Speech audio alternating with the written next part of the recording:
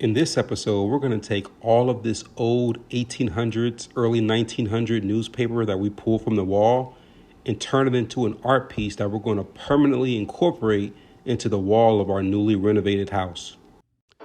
I'm Mike Johnson, that's my wife Allison, and our son Caden.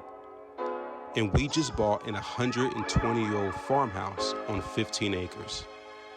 We set this channel up so that you can follow us on our journey to renovate this property into a retreat that our family and friends can enjoy for decades to come.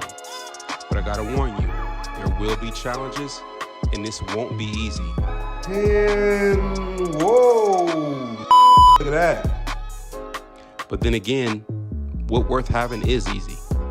So hit the subscribe button, and we'll bring you along every step of the way. Let's go.